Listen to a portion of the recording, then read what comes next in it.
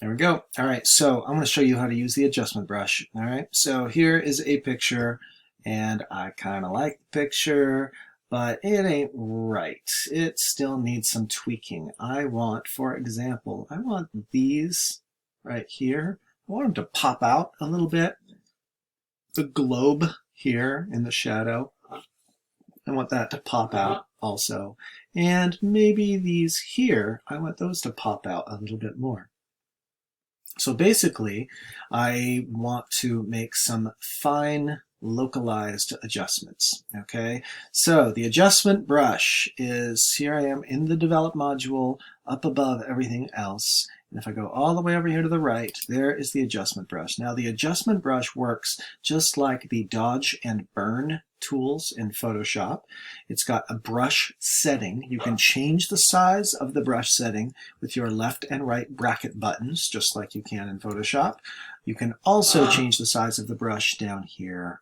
You've got size of the brush, the feather of the brush, that is how soft you want that edge, so it's the same as the hardness setting in Photoshop. Now flow is about the speed and density is about the strength. All right, that means that flow, so density, by having it at 100%, by the way, so it means like it can go all the way in terms of density, but the flow, by having a flow that's set low, means you might have to go over it multiple times to get there. Okay, so just play around with those. Auto mask, I don't use that very much, and even before I recorded this, I looked it up a little bit to see if I should start using it, and I just found a lot of people complaining that it's a stupid tool. So watch the way that I use this. For one, just like with all the other Photoshop stuff, one of the main things is using the right size tool for the job. But I also want to make it clear that when you are dodging and burning, you don't have to do a very precise mask of things. You can also, whoops, I'm going to go Command Z. I'm going to reset these so they're all neutral.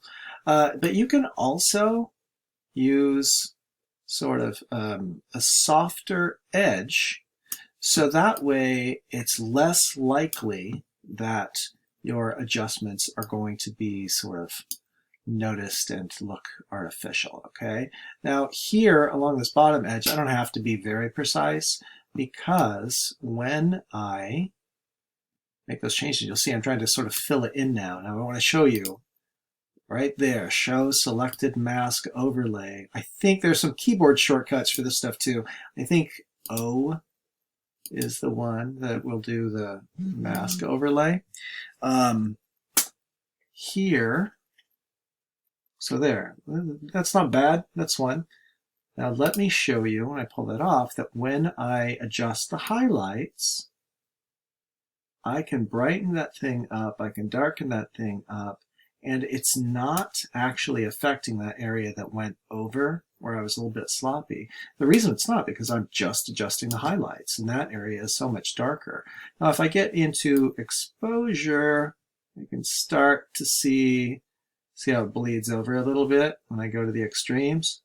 But I could bring up the exposure a little bit. So exposure is adjusting midtones, highlights is adjusting the brighter areas above that. So check that out. That is a significant difference. If I come down here to the bottom of the adjustment brush window, I can toggle that on and off so you can see, boom, much brighter. Let's see. You know what? I'm not going to bother doing this one right now. I'm going to come over here. I just want you to see another way that you could maybe use this. Would be, whoops, Command Z. I forgot. I wanted to show you that, actually, all right, let me make that mistake again. Note that when I come over any other area, like I'm doing right here, what it's doing is it's making the same change, okay? The reason it's making the same change is because when I created that first adjustment, and note here, this is called a pin, drops that pin down. When I created that first adjustment, this stuff that I've just done here is part of that adjustment. If I hold my cursor over it, everything that turns red there is that same adjustment.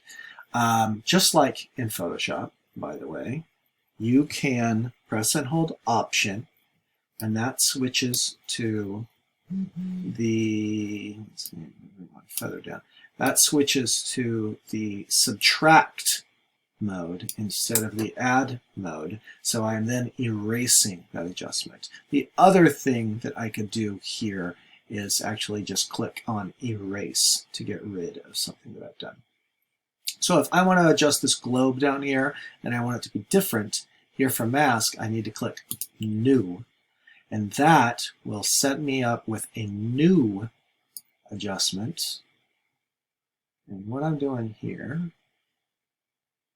and I'm doing these, sloppier than I normally would because I'm trying to get this all done within 10 minutes.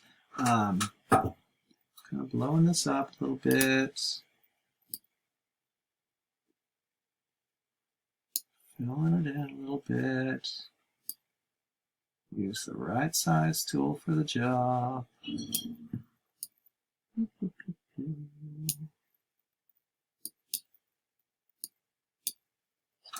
Not bad.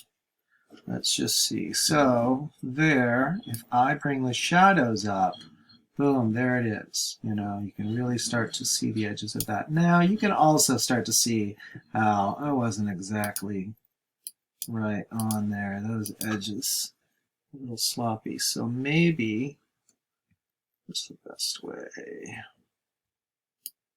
Feather up.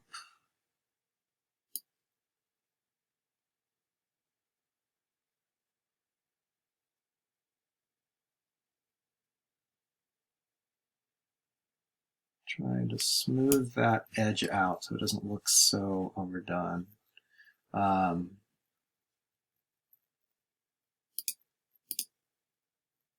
that looks better. It's not quite right, but you get the idea. I would just keep working that. So what I've just done there, basically I've brightened that up just by bringing the shadows up. I could also go into exposure, but that's where you start to see it fall apart, right? It starts to look too much. You can also see where it's not exactly even here in the middle. I can go ahead and go over that again to pop that out a little bit more. Just like most stuff in terms of editing, it's not bad to go ahead and go too far so you know where you've screwed it up and then pull it back. There, how's that? O is the one that shows me the mask. Let's see if I can move farther. O is the one that shows me the mask. What does H do? Yeah, I don't know. Oh, H just shows the pins. I guess I have to go down here. I guess there's not a keyboard shortcut to toggle. It's just coming down here to toggle it on and off. Yeah, now that I see that, it's way too damn bright. So let's come up here and bring that shadow down a bit. Exposure down a bit.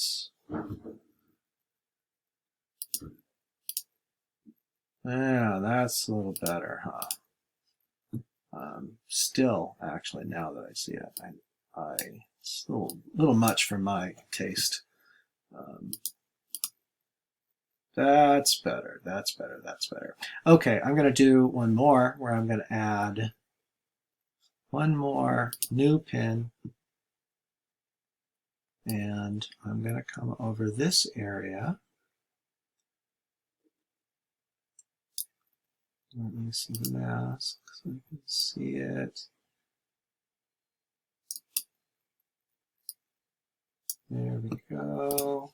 And I'm going to show you that there's not a way here to adjust individual color saturation while using this, but because the way the tool is used is you're just using small areas, right? So if I come here to saturation and I bring that up, you can see, boom, that is just affecting that whole little area, but that's kind of nice. Good way to pop that out. I could also create yet another pin here and go over the globe yet again.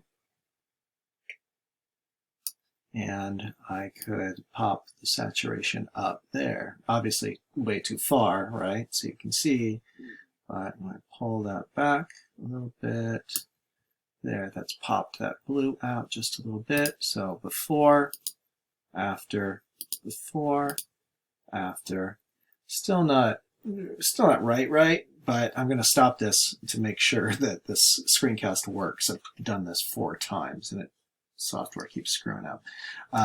So if I was doing this for real, I would just keep fine tuning. I'd smooth that out. That's not quite right. And I might go ahead and include this one here to pop it.